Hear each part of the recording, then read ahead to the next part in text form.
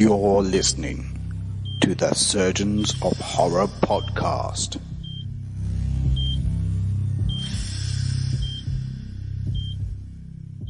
Hello, welcome to the Surgeons of Horror podcast. Its purpose is to dissect and discuss horror films, both old and new, and really get into the blood and guts of these films and what makes them so great, or maybe not so great, depending on your view of things. Recently, we've been opening up the Necromonicon to discuss the Evil Dead franchise and all that came with it. And we're going to kind of talk about the next installment of it. So we've already spoken about Evil Dead and Evil Dead 2 and Army of Darkness. And the next kind of chapter, as it were, came in the guise of a remake, kind of reimagining, just called Evil Dead. And that's what we're going to talk about in this podcast. But before we do, I should get the introductions out of the way. I'm your lead host for the podcast. My name is Paul Farrell, and I'm joined by, as always, for the Evil Dead franchise discussions, Miles Davies. Welcome aboard, buddy. Hello, thank you. Hey, it seems so long ago since we last caught up. Thanks so much. Like I said, we're going to talk about where we went next with the Evil Dead franchise. There was always we're talking like it was 10, 11 years of a gap since Army of Darkness kind of came out, and it kind of. Was there ever talks of revisiting this, or did it just kind of round out, as the end of the franchise when Army of Darkness came? I think they were constantly harassed every time they did a Comic-Con or any of these nerd events. Yeah, they would constantly get harassed, and anytime the two of them were in the same room as each other, they were pounced on by the fans. Yes, and they just kept saying maybe. No, definitely not. And then one day, Andy Cornelius just went completely fucking batshit mental. Yes. Because Bruce Campbell said maybe.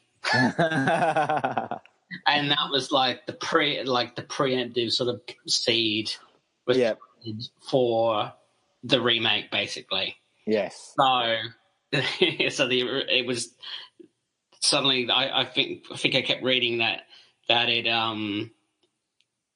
then the rumors came out that it was going to be a reimagining. Yeah. Fans went completely batshit stupid with it, saying, "Oh my God, you're killing the franchise" and whatnot. And then they found out that this young guy who did is it called Don't Panic? Is that the little short film about the big sort of robots? Let me have a look. The big robots. Don't Panic. South America. This guy just made a brilliant little short film on his own back, Panic Attack, and that was it. Sorry, yeah. And everybody loved that film, so they just went, "Oh, might be all right." And they knew that Raimi and Rob Tapert and Bruce were all on board with. Yeah, that's the thing. I think that's the thing. It wasn't a studio remake. It was actually. The producers and the makers were actually helping to reimagining it, and they trusted. There was a lot of trust involved with the fans that they were going to do a good job, and I think they did a fucking cracking job, actually. To tell yeah, that's the thing. Before we get into, I guess, the plot or where they went different and things like that. I do want to, just because you started talking about Fede Alvarez, and he before this film, he was only known for doing these kind of like short films, and then I would say that a Panic Attack kind of came out, and everyone was like, "Fucking hell, this stuff is really fucking cool." Yeah. But he hadn't been given the right, the rights of. Or hadn't been given the opportunity, I should say, to direct a feature-length film. And of all the films he's given, it's this, something that's so embedded in fan culture. Yeah, has this huge cult following with it, massive amount of expectations around it. So there's a couple of things that's going on here. One is, as you said, the fact that Bruce Campbell, Robert Tapert, and Sam Raimi were on board with this gave a lot of people this kind of faith that it was going to be a good film, and at least kind of embody what was of the franchise. But there must have been a lot of weight on Alvarez's shoulders to kind of try and push this into not only a new direction, but with a new generation too. What are your thoughts? I mean, before going on to what he then goes on to doing next, which was, Don't Breathe, an equally fantastic film. What were your thoughts on that? Of being able to jump from basically A to Z that quickly and have that much faith in people having that much faith in that he could pull this off. I think as a fellow filmmaker, I guess that's why I'm asking you, because I know that's where you live and breathe this stuff. It really is a fairy tale. Yeah, it's like that movie Rockstar, where he's the fan and watching his favorite band from the audience, and somebody goes, "Oh, the guitarist has been injured. Let's play any of our songs," and they suddenly get up and they go, "Man, you're amazing!" Yeah. And so that's essentially what happens. He's a fan, and he's clearly loves it. You can tell he loves the franchise, or he has seen the franchise. Yes. And he gets up and just swings for the bleachers, basically. Yeah. Knocks it right at the park. I mean, one of the good things as well is he doesn't fuck around with I heard that there was issues with the script, and he didn't fuck around with that. He got Diablo Cody in to help script. Yeah, that's right. So he knew that there was. I think he and one of his oldest friends wrote it, and then got Diablo Cody to Americanize it and make it a bit into basically an American horror film. Yeah. But yeah, I mean, and then you've got producers like Robert Tapert and Sam Raimi who are on board that are not going to. They're not going to watch their beloved franchise get flushed down the toilet by some little filmmaker, basically. So I've got a feeling they did a lot of coaching with him and helped him along the way. I mean, one of the good things is that they obviously told them to strip back the comedy, because there's no comedy in it. No, yeah, exactly, and that's where we're going to come to next. Is like. And I think this is one of the. I mean, this has been a bit of one of the most hotly the hot topics within the this version of the film, or the franchise, is that has split fans essentially, because it does lose the comedy element, and I think if you look at the franchise, just purely looking at Ash's journey, comedy has been its kind of big staple, and that was as we said in the last podcast, that was the direction it was going in. The first one was a horror, second one was a comedy horror, and then the third one was all out comedy, really.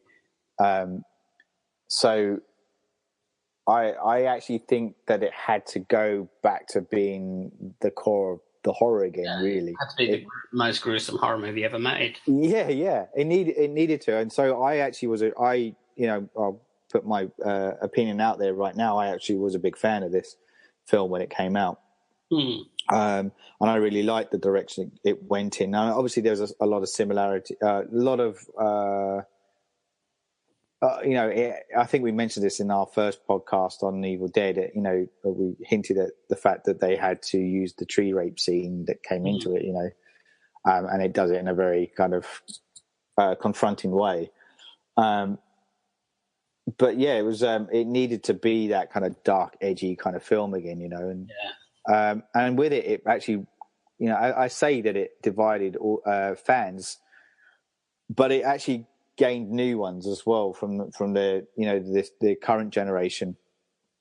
A lot of people really applauded it and thought it was a really cracking film, because of the direction it went in. So what was your thoughts on that? Did you do with any comedy? It would have seemed like a complete rip-off. and it would just be the same, but with a chicken in there instead. And they didn't do that. They wanted to make something completely different, but still in that same universe. Yes, so it's almost like an homage to the original movie. I mean, it's hand cutting off and the tree rape thing in there. So, but it was vastly different. And Jane Levy was pretty much her character and she herself just propelled this a lot. Yeah. She's just an underrated actress. I think she's just one of these completely do anything. I'd seen her in what was that? It was like a sitcom that she did, Suburban. What was it called? Let me look it up. Suburgatory. Isn't that? And she was really funny, and she's a funny bloody actor. Yeah. She doesn't do much, and then she did The Evil Dead, and it was just like this teen star suddenly was in this brilliant horror film where she was playing a heroin addict. Yeah, look, so I'm glad you kind of bring that up, because I did want to talk about Jane Levi as well, and her character of Mia.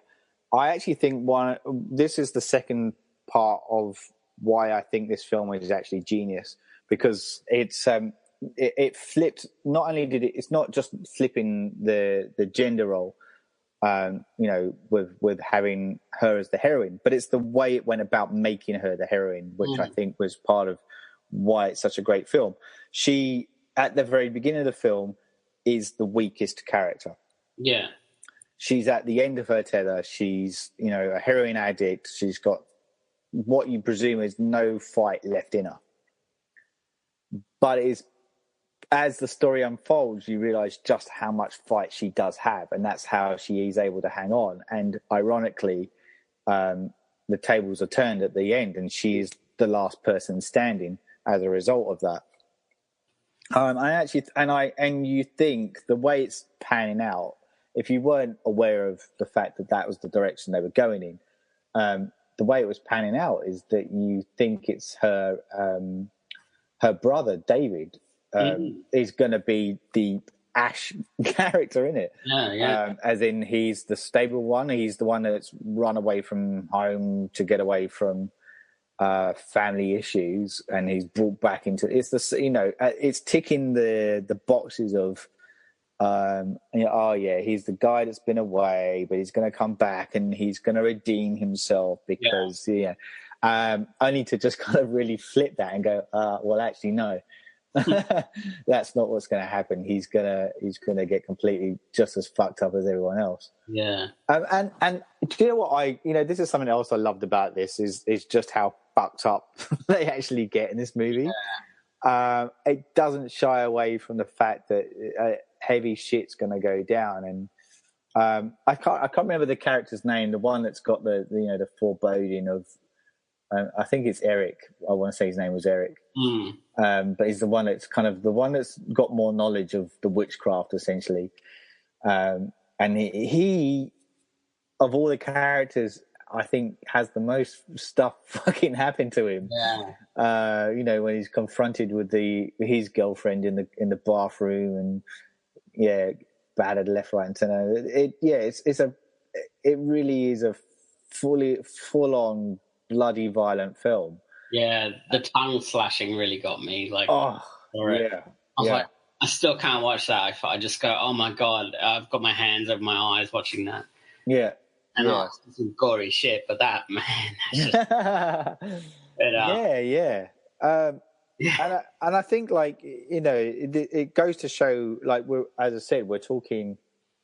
If we kind of ignore Army of Darkness and look at Evil Dead 2, it's a good 15 odd year gap, maybe even more than that, between the two. And Evil Dead 2 pushed boundaries as far as creature effects and special effects is concerned. And it feels like this film was doing that with the kind of violent factor. Shows the difference or how we as a society have come more violent, to to things. I think it was a reflection of that in a big way. So yeah, I don't know where I was going with that. It was just I'm kind of rambling a bit, but it just my point was to go back to the original statement was about how I really enjoyed Mia's character in this. A lot of that's testament to, as you said, Jane Levi's portrayal of her. But she's an interesting character in her own right too. Yeah. But go on. Sorry. No, I had nothing to say. Nice. Yeah, so it's just, and I really enjoyed the way that and I don't know whether that was Diablo Cody's work, because she's very good at writing strong female characters, or whether that was partly to do with Betty Alvarez, or it was a good combination of the two. I don't know. It was a good combination of the two, but he loves his strong female leads. And he said that don't breathe as well, and so she brings a lot to that as well. She does, and I guess she's kind of turned into a bit of his muse, really, isn't she? Yeah. Like, she does crop up in Don't Breathe, which was another fucking awesome film that came out in the 2010s, and again, Jane Levi kind of really owns her character in that too. She has a great way of showing vulnerability and strength in one scene or one breathing kind of moment. It's she can switch very, very comfortably between those two extremes, and I think that's a testament to her work. But she's Don't Breathe was just equally is just it feels like he's made with that two really strong films. He's set to actually kind of take on the next in the the Girl with the Dragon Tattoo franchise, or the English speaking version of that. Yeah. He's which is called the Girl in the Spider's Web. It's supposed to be coming out at the end of this year. In this instance, Jane Levi is not with him, and he's fortunate that he's got Claire Foy as the lead in that. Which she's just going from strength to strength. It's just going to be her year, I think, because she's going to be in that Unsane film with by Steven Soderbergh, and then this film's coming out. Obviously, The Crown's something that's still churning away as well. This has got a cracking cast as well. Yeah, as well. Vicky Creeps from Phantom Thread, and Lakeith Stanfield, who's just one of the most awesome actors. Yeah, in Atlanta and Get Out. But it's got a pretty strong cast in there, a good mix of people as well. From and what I mean by that is cross culture as well, which seems kind of interesting. But we really kind of definitely going to keep close eye on that when it comes out. And there's always the talks of Don't Breathe 2 as well. I keep hearing that. Dude mentioned something was going to happen. Whether that will transpire, I don't know. But to bring it back to the Evil Dead franchise, there's so many kind of cool little nods to the original in there too. We get the chainsaw kind of bit towards the end, and and she has to cut herself free from a trapped car, essentially, which I thought was a really cool way of introducing a new way of the reason why she has to lose her arm or hand in this instance. But look, it's a really, really a cool kind of little film. And I guess, I did say this is going to be a bit of a mini one because we were just kind of talking about its impact. But before we kind of talk about where it sits as far as it's a film in its own right and part of the canon, etc., something that does tie it back to the original films is an interesting post-credit scene where we see a bit of a silhouetted figure of Ash Williams basically looking at the camera saying "groovy" before it cuts to black. Up to that point, there was never really an indication that it was a continuation of the franchise. No. But by having that one small window has gotten so many people asking if there's going to be an Evil Dead 2 of the reimagining, or if there's going to be a crossover between Ash and Mia and things like that. And I guess that a few times that they were going to do a movie together. Yeah. But then nothing ever happened. and I thought it was an interesting premise, but I just didn't think it would work. Yeah, like one would have to be compromised over the other. Like, Ash couldn't go back to being serious.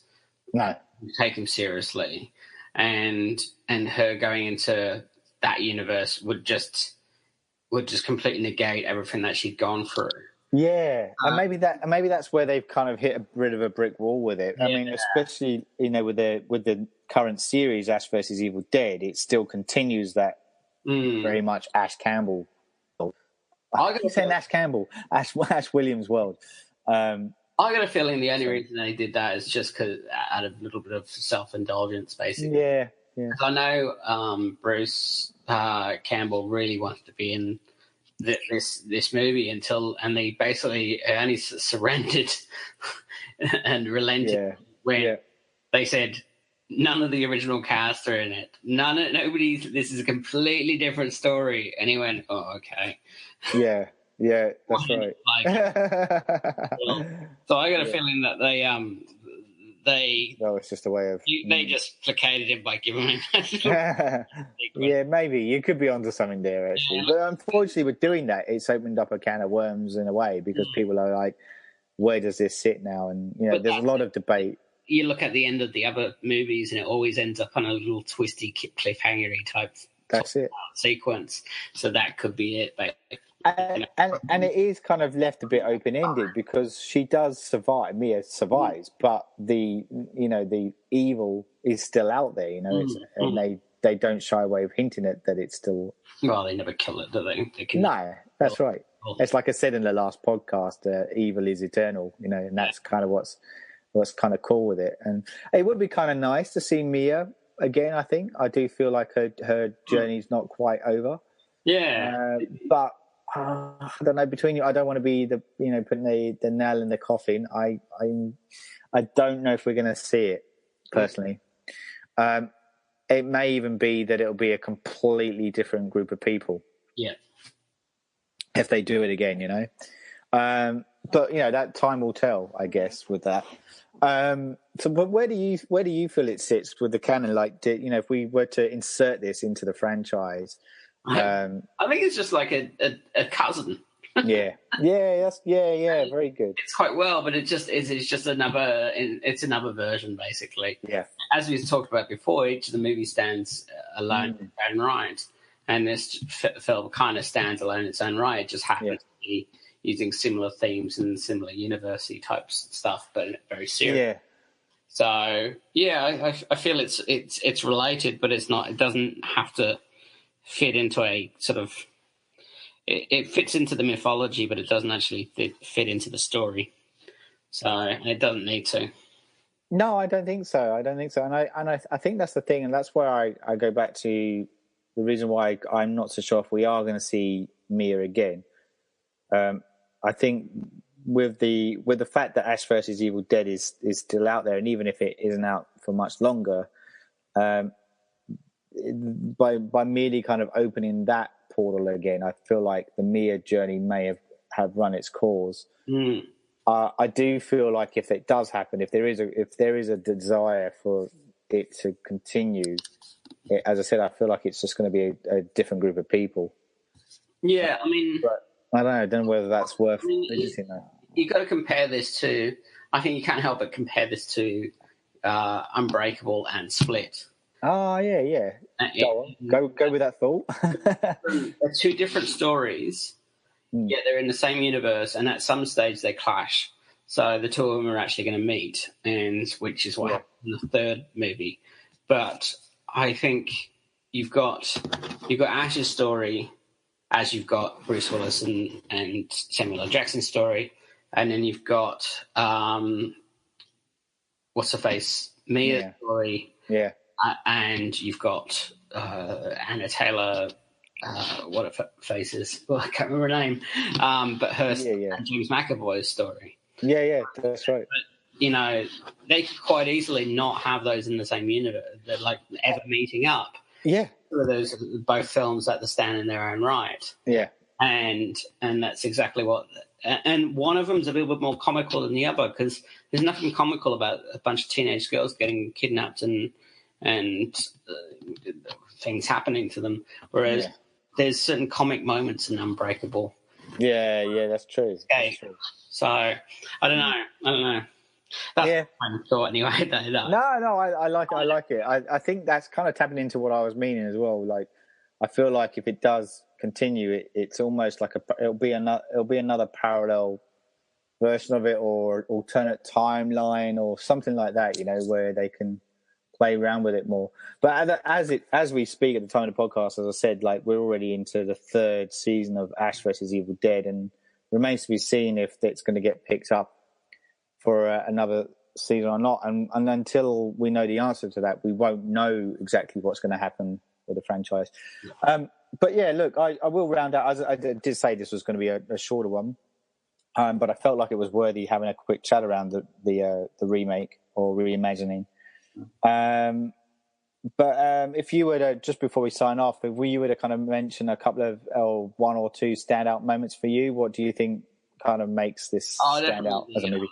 The tongue cutting moment was just full on for me, and I just, I really like the fact that she was a recovering heroin addict. Yeah, just you could not get a more broken person. No, as the hero of the story as a junkie. I was absolutely, when I found out that was the lead character, I thought, that's fucking genius. Yeah, the most reviled and broken of us, Western society, and you're making her the hero. Yeah. Fuck me, that's clever. Yeah, I like that. I mean, I agree, and I think that was, to me, was the selling point of it too. I just really enjoyed that story arc. I just thought her character arc within it. You don't never really see it, but there's hints that she had to be strong because of her. It was her mum, wasn't it? I think. That's right. Her ailing mum, and so the brotherhood walked out. And it's almost like with her passing, that was it. That was the point where she just broke as a human, because she put all her strength into being there, and surviving that. And one ordeal was probably enough for anyone. So to throw her in the midst of, at the end of it all, to then have to fight a completely different kind of evil, was really, really a cool approach, I thought. And that, that's why I think it is, if people balked at it, I do recommend revisiting it. Or if you didn't watch it because you thought it, put it down to, there are a lot of us out there, and I do feel guilty to this as well. I do feel prey to it, where we are so kind of trapped in living with the originals that we fail to see any kind of new versions of it without wearing the tinted glasses of the originals that come before it. Sometimes with good merit. There are some really woeful remakes out there. But this one does, to me, stand, like I said, if you do look at it as like, it is a reimagining, and try and look at it from that point of view and not really think about what the Evil Dead was beforehand, I think, you're going to come out with it really enjoying it, I think. I think so. Yeah. I kind of went into it just not expecting, I kind of just expected the worst. Yes. Anything other than that was just an absolute bonus, and I got my bonus, basically. Yeah. No, I agree. I think it was. I was pleasantly surprised with it. It made me a fan of the director. Made me want to watch Don't Breathe when it came out, and equally was blown away by that approach and the way that he's able to twist things in stories in the journey. In ways that I think other directors aren't necessarily doing. So I'm a fan of his. I do want to see where he goes with next. Yeah, definitely. Cool. All right. Well, I think that's us for the Evil Dead franchise discussions. We will come back. We are going to come back and talk about the Ash versus Evil Dead series, but a bit down the track once the third season's been and gone, and then we will kind of look at the 3 seasons and what they mean and where Ash's character has gone and things like that. But until then, and this is us from the Surgeons of Horror team. We hope you enjoyed listening to our little rambles as always. I'm your lead host, Paul Farrell, and I was joined by Miles Davies. See ya. Till next time, goodbye. You're listening to the Surgeons of Horror podcast. Music supplied by Peter Nezik. For more discussions or podcasts, head over to surgeonsofhorror.com or head over to our Facebook and Twitter sites for the latest news and updates.